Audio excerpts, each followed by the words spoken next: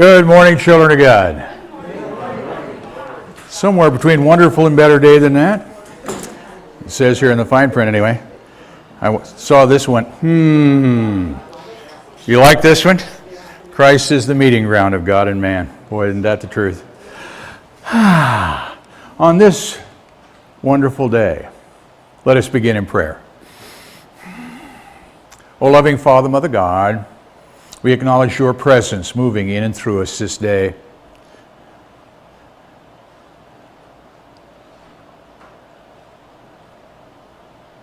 We choose in this moment to be open, receptive, and responsive to your instruction and to your guidance. We are grateful for the opportunity to come together, to worship, to sing, and to pray in the name, in the nature, and in the power of the Christ. Amen. Weekly and ongoing events are listed in the bulletin, and today's daily word is grace, and it's going to be read for us by Pat. The lesson for today is on grace. I live in the grace of God. Grace may appear in my life as forgiveness, a way through a seemingly insurmountable challenge, other people, or a divinely inspired idea. Grace is evidence of the love of God that, while unearned, is still freely given. It often comes to me in ways totally freely given, unexpected, and at the time it is most needed. I am surrounded and enfolded in God's love.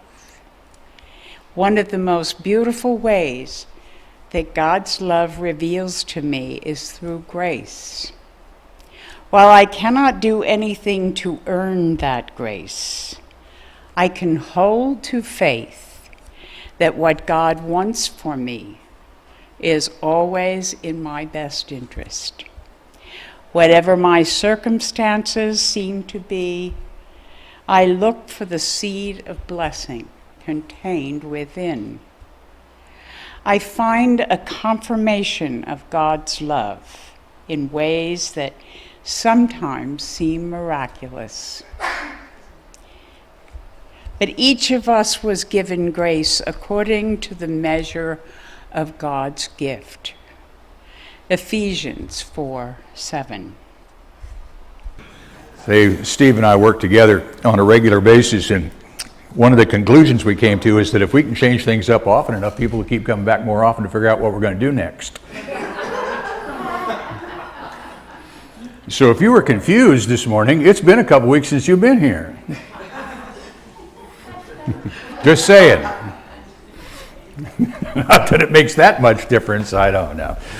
But one of the things that's true is we have fun. And we've learned that there are so many different ways to receive what you need in the moment.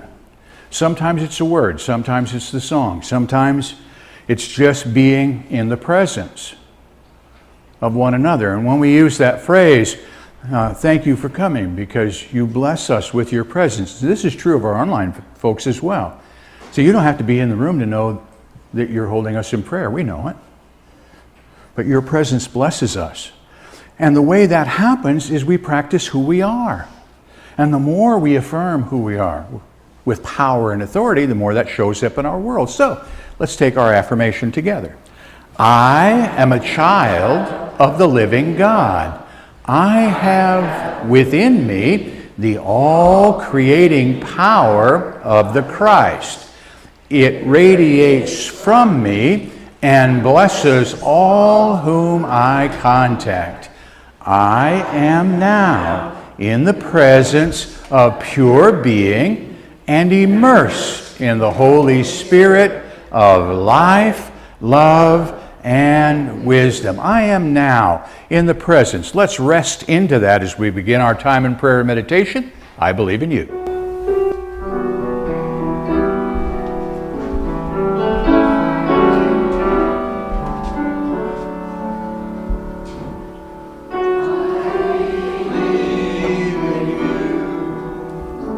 I believe in you. I believe in you. I believe in you. Lord, I trust in you. Lord, I trust in you. Lord, I trust in you. Lord, I trust in you. I have faith in you.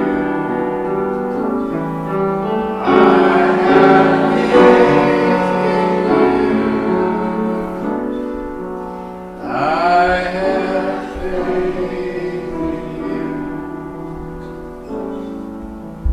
I have faith in you. I believe.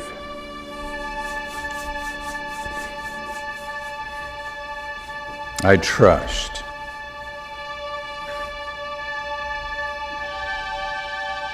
I have faith.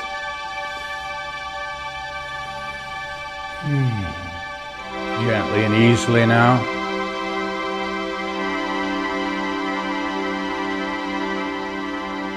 We move to that place within us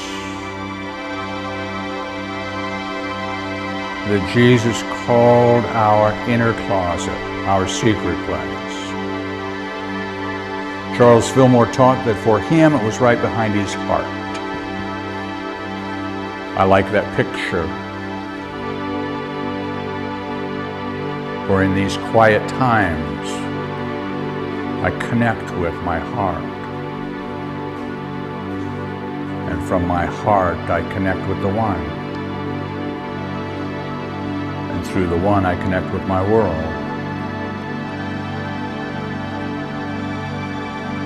And in affirming oneness, I rest. And I listen.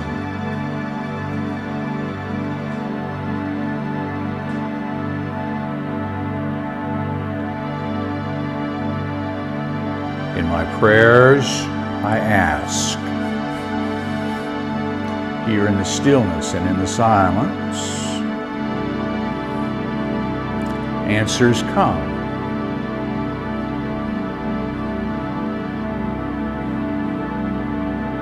This day, regardless of how these gifts come to me, in word, in feeling, in vibration, I reach out. I say yes. And I accept these gifts. And on this day, I immerse myself in them.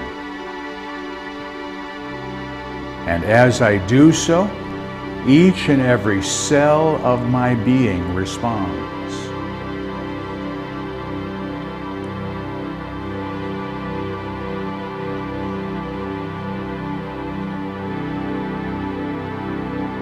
I am whole and free.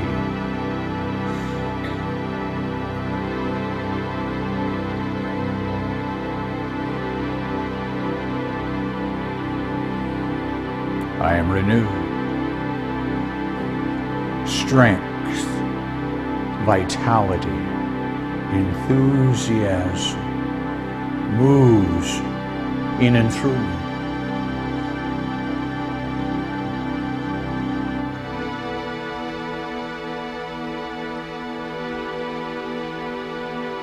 For this knowing of oneness, I am grateful, and that gratitude swells up and flows from me. And I recall I am a channel through which good flows. This day I open that channel wide. From me, through me, good flows.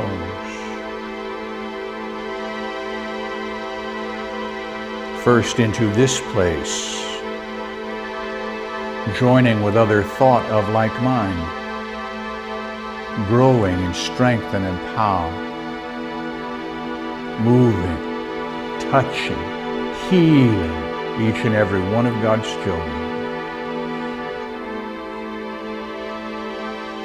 From this place into our community, wherever that might be this day,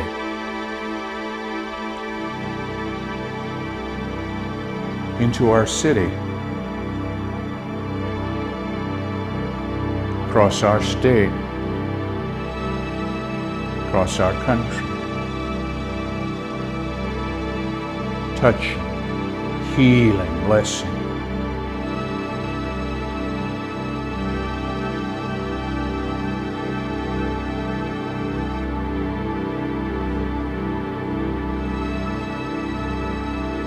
Around our world,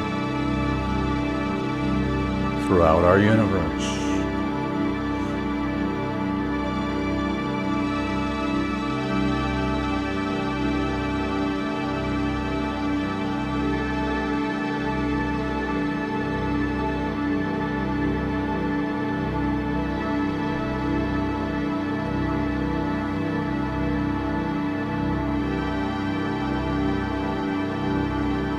This day,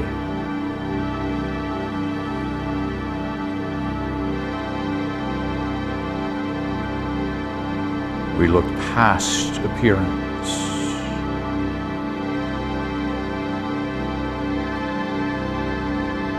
and know, regardless of appearance, God is there. We hear His voice. I am.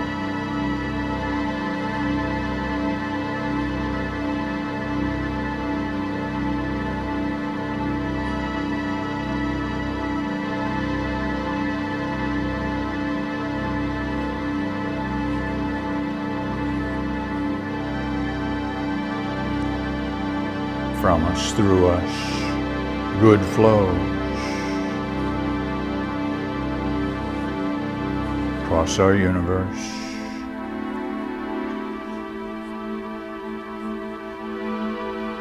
In spirit and in truth, we are never separate one from the other.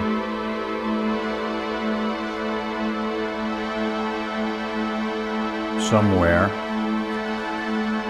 somewhen, someone is saying thank you. Thank you, thank you, thank you.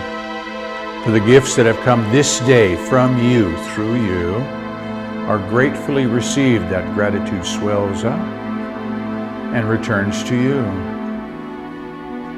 The circle of life, whole and complete. I breathe it.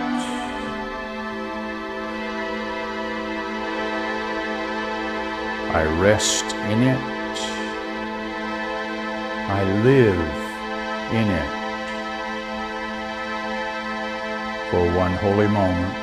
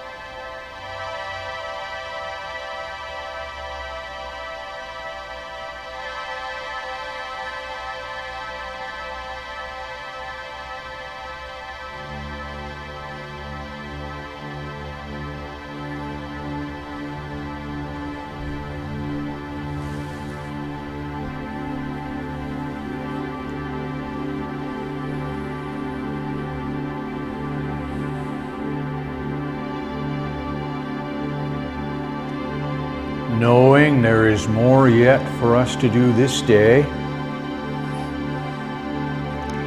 holding to this experience we have shared, gently now, easily, effortlessly, we bring our attention back to this place to this now. And from our hearts we join together and pray as Jesus, our elder brother, has taught us when he said, "As for you, pray therefore in this manner."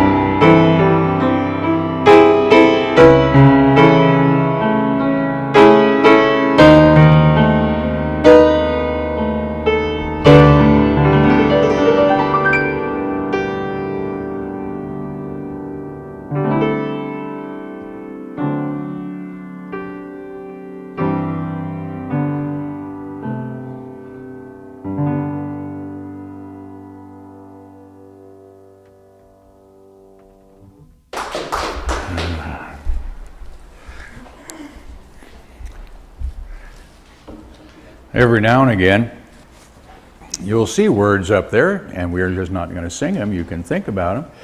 And then at some point, somebody's going to say, and you get to sing them. Just saying.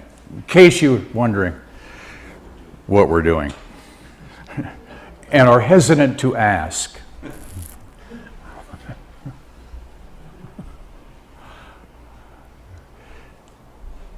One of the conditions that seems to be prevalent in man is when you need God most and when you need help most is the decision not to ask for help. Generally prefaced with, "I can handle it myself." No, you can't. Just saying. And I know that because I've been this guy many, many, many times in my life. And it requires some time of reflection, which is why our prayer and meditation time is so important. To take a look at what you've been doing in your life and the results from the thinking that you have held, and taking a look at the result, what's come into demonstration. And then being objective about it. Now, not beating up on yourself, just being objective. I've thought in this way, and this is my result. Is this something? Then I ask the question, is this something that I want to continue to have in my world? And if the answer is no, then I need to begin a process. And I think we've all gone through it where no matter what you've tried, you go through a period of time that everything you touch just turns to worms. Nothing goes right. I could pick up a hammer and it would be an axe, which is fine, but you really don't want to catch your thumb. Nothing seems to work. I have a goal and I just can't get there. And I think we've all gone through that at one time or another. And it takes a while for us to say, okay, I need to breathe.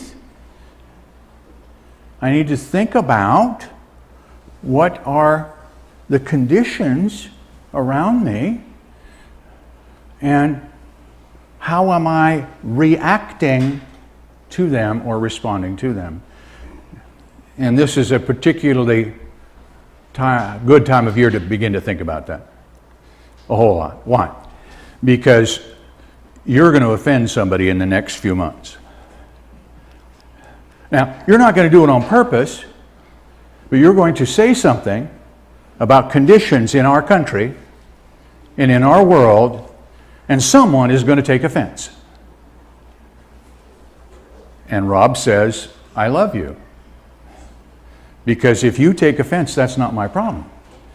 Now, the second part of that is, generally, I don't even know I've done it. And neither do you. Because it wasn't done intentionally with the purpose of offending. It's just somebody feels that way. And as my friends across the pond say, they get their knickers in a knot.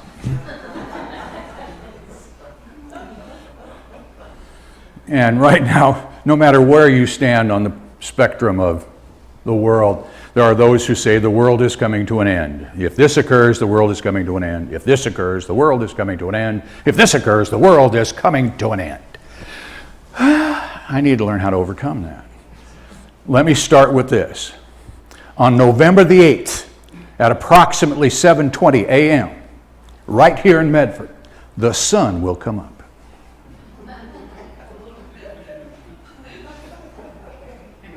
Now, I could be off by a couple of minutes, one way or the other. It doesn't matter what happened the day before, does it? But I just need to be centered on who I am.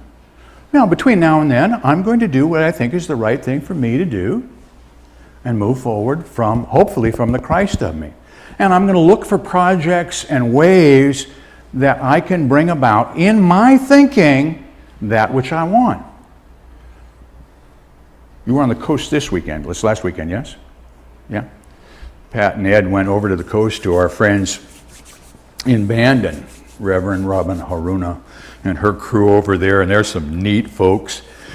And they have a project, and I'm going to let Pat talk about that later in the circle, about what that project is all about. But part of the reason I bring it up is because this is, as a congregation, has said this is something that we can do to change our world.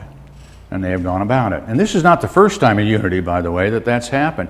How many of you have seen the little rubber band that, about worry? If you have worry, you pull it, you go worry-free for 24 hours. That was started by a Unity minister, too. The little band thing and the thoughts, right? Where we take the truth of what we are and we just expand it beyond what's going on in our own world. We're learning how to overcome conditions, because conditions are flexible and conditions change. And it's based on what? Our thinking. Unto the generations. And I say that on purpose because sometimes, particularly in New Thought, we get hung up into the idea of it's my thoughts and my feelings bring about my expression. And it does, however, it's unto the generations. Long time thinking. It took a long time to get to where you are. What your parents thought and believed, and what your grandparents thought and believed, and your great-grandparents thought and believed. And then every time you meet somebody, they bring all their stuff with them. No wonder we're confused. So we need to learn how to overcome it. And that's what part of what Jesus' message was all about. Every time somebody says something to me where I think I could take offense, I've learned to say this because that's what Jesus said. What is this to thee?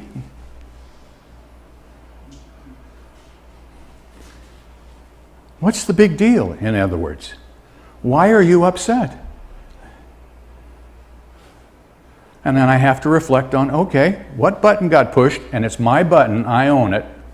And just because you pushed it, you may not even know it was there. Right? Because there's something in my life that led me to here. Right?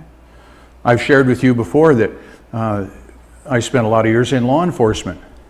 And as a result, the word freedom is really important to me. I don't want to go behind the wire, ever. That's why I stay pretty straight. Notice the word pretty. All right? That sound of that door going clang, whew, didn't like that one. I understand that it's still about here, that freedom rests right here in my mind.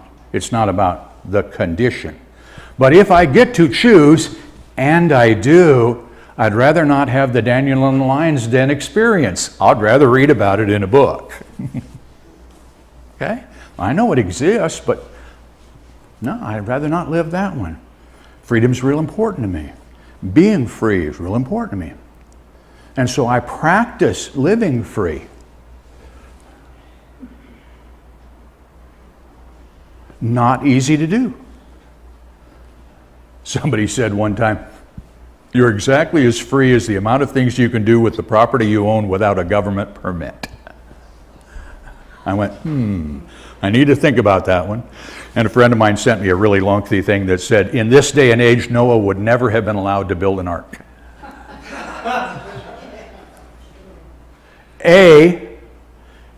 Just the exotic animal permits alone would bankrupt a nation. And I use this just being silly. The rules are there to help us to a degree, and I don't have a problem with that necessarily. I just look at it and shake my head and laugh sometimes, because we set boundaries as if I write something down, you all have to do it. Guess what? You don't. Now, you may. Somebody said to me the other day, well, if the sign's there for you to do it. I said, okay, and every time you get behind the wheel, the sign that says 25, you do that exactly, right? Well, no. Okay. Here's the fun part, again, having been in law enforcement. I will tell you in advance that every car stop by every policeman under the sun is an attitude stop. It's just checking to see your attitude. If you're going too slow, are you ready for this? There's a law in the books that says impeding the flow of traffic. So in a 25 mile an hour zone, if you're going 24, you could be impeding the flow of traffic. If you're going 26, oh, you're above the speed limit. And everybody just went like, nobody in the world is that chicken, and I'll let you finish the sentence. Yes, they are. There's people in the world that fit that mold. My point goes back to this. The sign is a guide designed to, theoretically, to help us for safety. And I don't have a problem paying attention to that. I'm also prepared for the circumstances on either end of that spectrum, because it's just about conditions. The sign says 25, but if I'm in a parking lot, 25 is not a safe speed. It's just not. And I've been in those circumstances where you went,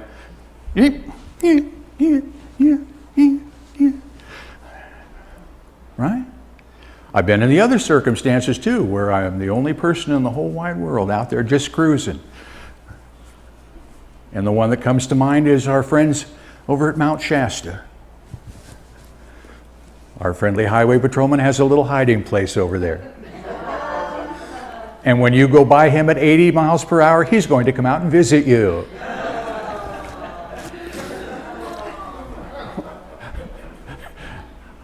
And having the good grace to say, no, officer, I really have no idea how fast I was going, and I didn't. I was coming home. He said, well, you passed me at 80. Yes, sir. Lock him up, we're gone. It was 2 o'clock in the morning, and I'd been on the road a long time. He said, get out of the car. I went, oh man, this is not looking good. I got out. He made me walk around my car 5 times. And he put me back behind the wheel and said, drive the rest of the way home safe and slower. Notice he didn't even tell me not to speed. Smart man, right? But he did something. Why? He just wanted me to be awake. He could tell I wasn't paying attention. Okay? I could have gone a completely different way. But I chose just to be responsible for my behavior and for my thinking or lack thereof in the moment. And then I get to choose the next time I drive at 2 o'clock in the morning through Mount Shasta. I get to choose. And knowing now there is a hidey hole, guess what speed I'm going through there? 65. I may not slow down till I get to Dunsmuir, but that's another story. For those of you who know the road, it's all choices is my point. It's overcoming conditions. It's learning about what's going on in your world and quit beating up on yourself. It's taking a look around there and making decisions. If things are going generally in my world a little bit of a challenge for whatever reason, everything just not going right, that's just time to take a break. And I'm getting better and better and better at it all the time. Now, not terrific, but better. A week ago, Friday, Linda and I got a little bit late anniversary present. Motorhome. Went, yay. Not new. Well, it was new in 1988, just saying. And it has a challenge or two, right? It's okay. It's better than camping on the ground, right? So, the guy we bought it from was very honest about it. He said, here's the challenge, and he just named a lot of things. I went, yay. And we drove it around and went and got it licensed and everything. And I went and got it washed, and I pulled over into our parking lot, because we're not allowed to park in the streets in our place, and started to get things together and turned the key, and it went, I went,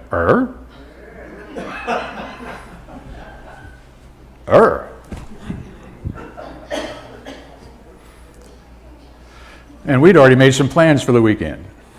Guess what we're not doing this weekend? Well, the starter went out. Turns out in this particular vehicle, that's not an uncommon occurrence. And the guy I bought it from said, gee, it never happened to me. I went, okay. But then found out later he's the one who replaced the starter that's in it, so he fibbed just a little bit. But that's okay. Now, I could have gone, okay, instead, I just said, let's find out what we can do. I crawled underneath the motorhome with the 9/16 and undid it and took the part. And this is Friday, by this time it's Friday after 6 o'clock. Nothing in the world is open, right? And the guy I bought it from said, well, gee, take it to these guys. I went, okay, they'll be there tomorrow. I went, fine. That was Thursday night that would happen. Friday. Odds on getting a part on Friday, still not real good. I'm not even sure what day it is anymore. All I know is when I took the part, I took it to the guy, and he said, oh, the solenoid's not working. I got that part. Okay. He says, gee, that looks like one of mine. Really? He went, yeah. Walked back behind, picked up a part, put it in. Gee, worked perfectly. I went, oh, great. I said, how much? He said, oh, that was one of mine. There's no charge. Just put it back in. I went, okay. I went and put it back in. Guess what we're doing this weekend? And that's what we did. Now, there's more to that story. Now, you'd think by that point, now we really have it all together. And we did until we got to camp. Did you bring your toothbrush? That would be a no. Because we forgot other stuff, because it was that off again, on again, off again, off again. And your head gets all weird, yeah? Okay, and here again, another opportunity. We could have got, oh no. Hey, you're here. It's time to listen to God's voice. Let's go sit by the creek. Right? Yay. See, opportunity, this is my point, is opportunity after opportunity after opportunity for you to rethink how things are going on in your world. Yeah, it can look like tragedy, but it doesn't need to be. It's just another step. That's all. Just another step. But I have to keep stepping. And so now we make a list. I had to laugh. We're going to make a list, all the things. Guess how many things are on the list as I speak today? That would be none. Nothing's written down. Now it will be before the day's out. Because sometimes we don't follow up on that which we think we should do. And the good news is that when you don't, it'll come back up. And you have another opportunity. Another opportunity. See, it's not about waiting on God to fix. It's not about waiting at all. It's about taking the time to take the steps. Now, you need to be in the silence. That's why it's so important to take time in the silence. To just breathe and to know who you are and to know who's in charge of your world. And that you have the ability to change the outcome immediately. Now, sometimes it'll happen just that fast, and other times, like I say, it'll just go thing after thing after thing. You just go, man, what's up with this? Breathe again.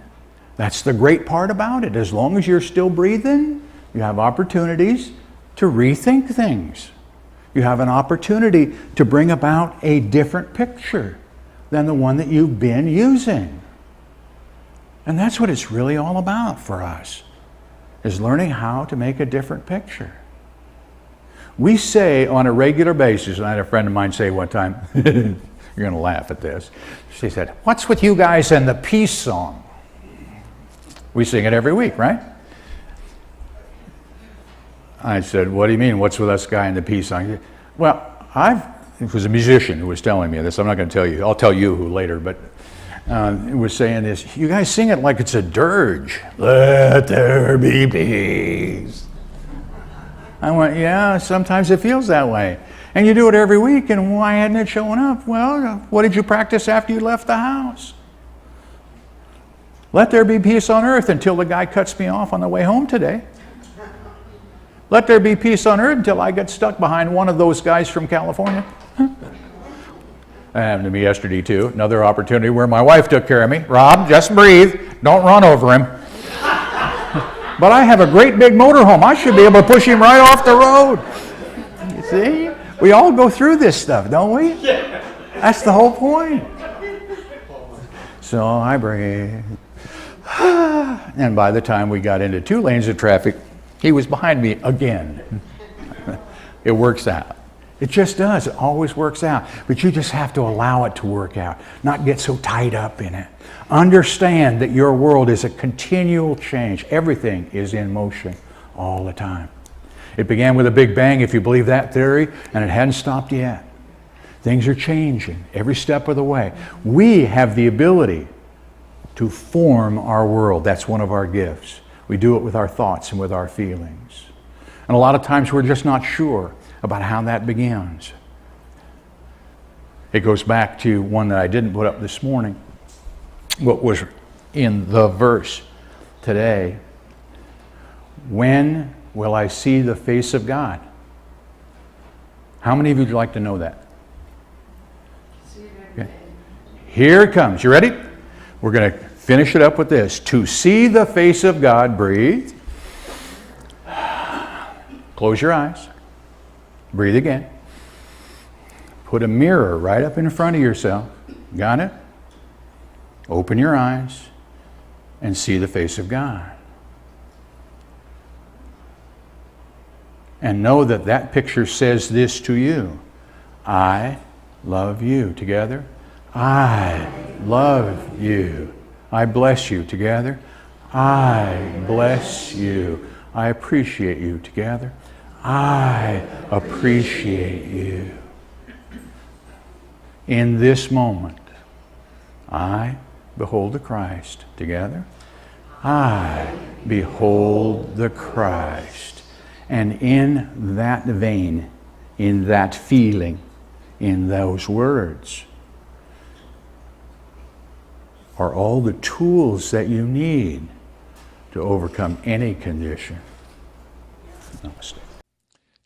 Thank you for listening. Please feel free to pass this message along to your friends and family. You can obtain additional audio tapes or CDs by visiting our website or by calling our office at 541-772-6902. We invite you to join us in prayer. We know that prayer works, and now you can send your prayer request to our prayer team here at Christ Unity Church by using the form on our website. The activities, programs, and services of this ministry are presented on a love offering basis. All gifts, regardless of size, are gratefully accepted. You may participate either by sending your gift to Christ Unity Church, 540 North Holly Street, Medford, Oregon, 97501, or by visiting us on the internet at www.unitymedford.org.